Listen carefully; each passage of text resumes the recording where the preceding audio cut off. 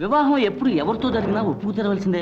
రాయుడు గారి కూతురు రత్తమ్మ 6 నెలల జరిగిన పెళ్లికి ఒప్పుకుని కాపురం చేయటం లేదు. మా బామ్మర్ది బండసూపడు 2 ఏళ్లప్పుడు పెళ్లికి తలంచి ఇప్పటికీ కాపురం చేస్తున్నాడు. మూఢత్వంతోనూ మూర్ఖత్వంతోనూ కొందరు బలైపోయారని అందరూ బలి కావాలని కోరుకోవటం న్యాయం కాదు, అన్యాయం. ఏమిటిది జమీందారు గారు? నిప్పు తొక్కిన కోతిల కుప్పిగంతులు వేసే వాళ్ళను ఊరుకోబెట్టడం కాదుగా ఈ పంచాయతీ ప్రోగ్రాం. తొందరగా తీర్పు చెప్పండి. ఎన్నో ఏళ్లుగా పాటించే పద్ధతులను ముందు తరాల వాళ్ళు కాదనవచ్చేమో కానీ మా తరంలో కాదనటానికి ఎవరి తరమూ కాదు.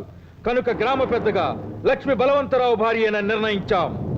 ఇప్పుడు పెట్టుకున్న ముహూర్తానికి అతడు ఆమె మెడలో అందరి ముందు తాళి కట్టాలని నిర్ణయిస్తున్నాం.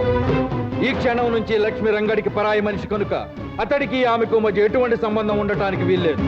కాదని ఎదురు తిరిగితే గతంలో పంచాయతీ తీర్పుని ఎదిరించిన వాళ్ళు ఎంత దారుణంగా శిక్షింపబడ్డారో మీ అందరికీ తెలుసు.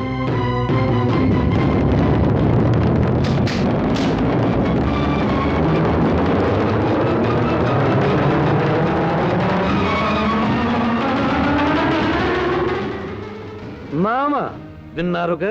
దీన్నే మా తరల భాషలో ముద్దుగా జడ్జిమెంట్ అంటారు. బోడి మీ తెలుగులో తీర్పు అంటారు. అదే ముహూర్తానికి పందిళ్లు వేయించి పిండి వంటలు చేయించి మేళ తాళాలు పెట్టించు మావా, నేను కడతాను తాళి. లక్ష్మి నా కన్న కూతురురా. దాని బతుకు విషయంలో లోకమంతా ఏకమై తీర్పిచ్చిన నేను ఒప్పుకోనరా. కళ్ళల్లో పెట్టుకుని పెంచుకున్న నా కన్న కూతురు నీలాంటి నీచుడికి ఇల్లాలు అనిపించుకోవడం కంటే భర్త పోయిన దురదృష్టవంతురాలు అనిపించుకోవడం మంచిదిరా.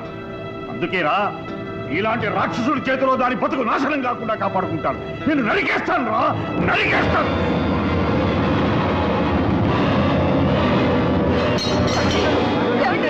ఏమైందండి?